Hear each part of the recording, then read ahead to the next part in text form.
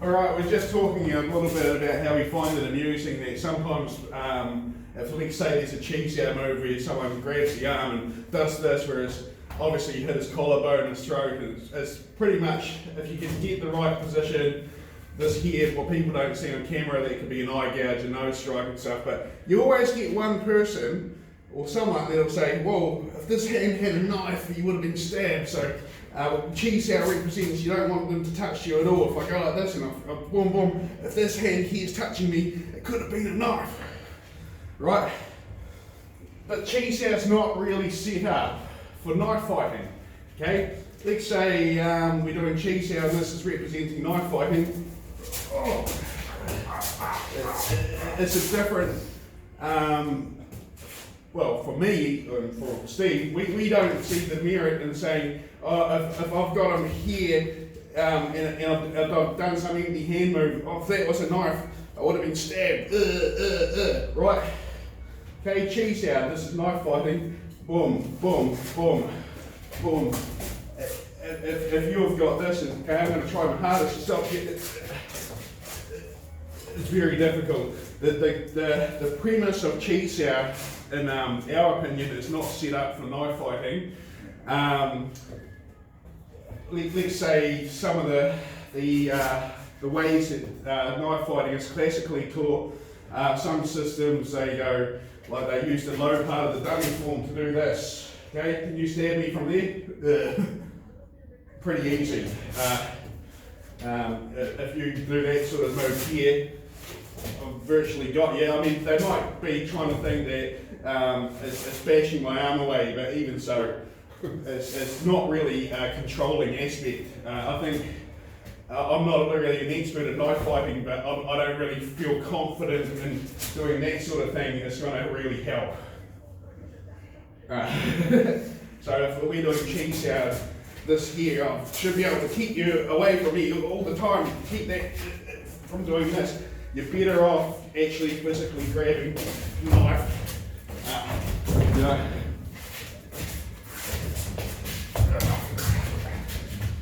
Or possibly running away. Yeah. So where we're here, if you grab my knife hand here, you've at least got some sort of control. Even if I'm trying to hit, you know. Whereas if you kind of use a fox out, from cheese out exercise, can you really stop it? It's very difficult. But if you actually grasp it here, you can some say that if you grab someone, then that's bad because they can just sort of you've got one less weapon. But we're talking about if I've got a knife. This here is harder to get you now, physically, and you're manoeuvring away from my striking hand. It's you know, you just stab me with it basically, but to say I'll just use a stance out here, boom, you just slip the knife down, right? But if I've got some sort of control here, people say what I was talking about is when you grab an empty hand position, I've just given you one of my weapons, so people say that's bad because now you can sort of like just sink your arm down and hit me with the other hand because my energy is stuck here, and that's the premise of why we don't really grab and we'd rather use fox out because then I can still hit and control the arm. But when you add in this little bit here that moves,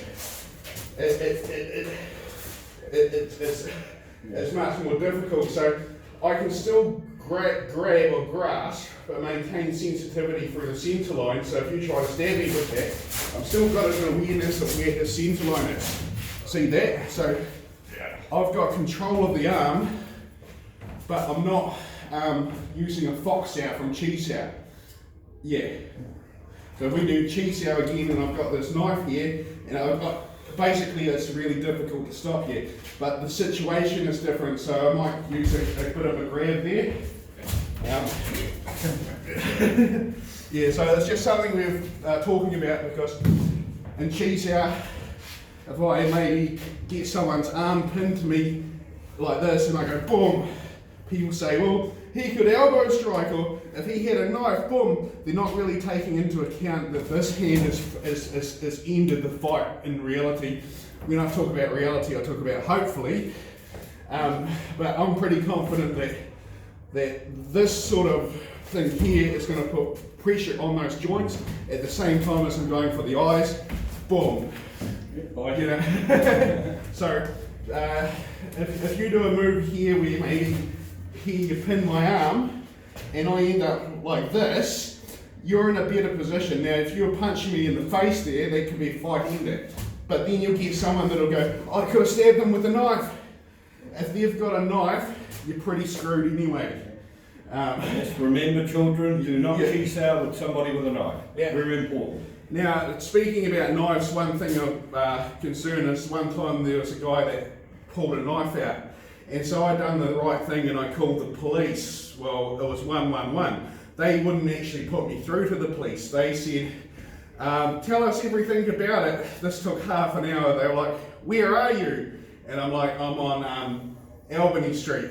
And they're like, no, our GPS tells us that you're on Anzac Ave. And I'm like, no, I'm on Albany Street, there's a guy with a knife.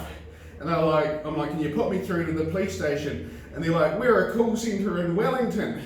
Yeah. So there's a part of you that wants to have self-defence, but to me there was nothing more terrifying than a guy out there with a knife. You got the adrenal dump too, which yeah, majority of people will freeze. You know, if this is a real knife, it only takes, even that, you've screwed it up, you've cut your hands. Yeah. So many things can go wrong with a knife. But in my mind, I know that's not a knife.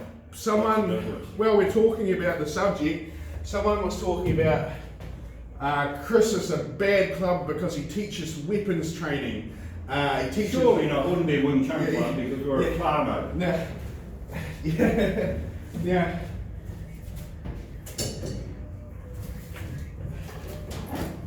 The weapons training to me, and why I practice it, is it's complementing the empty hands. If you come in with some sort of strike here and here, this here is very similar to if that was empty hands to this. I'm virtually mimicking the empty hand movements. I'm just applying weaponry here and here. You know, this could be this type of movement, if you do a strike here, could be tans out, could be guns out. It wasn't the best example, but maybe sort of like if we sort of go with a here and here. Yes, you got me with those bits, but you're not taking into account that in weapons, this here is an ender. So if you get someone with a move with the weapons training here and here, and then all of a sudden you start hacking at me, you're hacking at me when I'm already cut off your hair. So my point is that they complement the empty hands and gives you a deeper understanding of your empty hand training. And the more you understand how to do it, the more fascinating the art becomes. Not once have I ever had the urge, or any of my students had the urge after weapons training, to go out and go run down the street with a sword and start like hurting people. That's a ridiculous notion. If that was true, everyone in the art of kendo would be walking down with samurai swords hacking people. It's basically, to me, it's an art form, it's a science, it's interesting. It helps you to understand how to do the empty training by applying the weapons. One thing that with weapons training is there's a saying common in many martial arts. It's called attack the body, not the weapon. If you're coming in here and I'm just attacking the weapon only and then you do another strike, yeah, well, exactly. A better example, and I said this in one other video, but didn't really explain it more. If you kind of clash here, it will clash here, it will clash here. It's kind of like a pirate movie, you know, and then maybe you do a low strike, and I'm attacking the weapon, you see. I'm not actually stopping him. So I want to attack the body, not the weapon. If you can throw a strike here, there's your arm gone, there's your ribs gone, there's your face gone. I'm attacking the body, not the weapon. If I'm just attacking the weapon, And what I want you to do is do a few like this and then try to get me. See, I don't have a chance because I'm stuck here in this part of my mind where I'm not thinking of this part. So his body is like the motor of a car. If I can disable the motor, the rest of it's going to follow.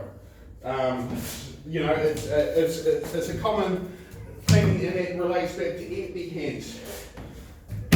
If I control the head, his body's going to follow, right? If I control his balance, the rest of it's going to follow. So if I attack the body, not the weapon, that is a dual concept to the empty hands. They both complement each other, they both work together. But, you know, if that was Chi Sao and he's got a knife, I should be able to use Fox Sao. It's not going to work.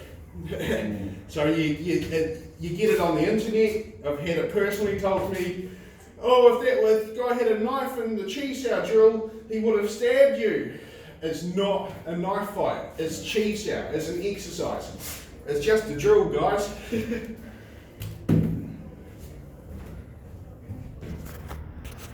Da, da, da, da, da, da, da.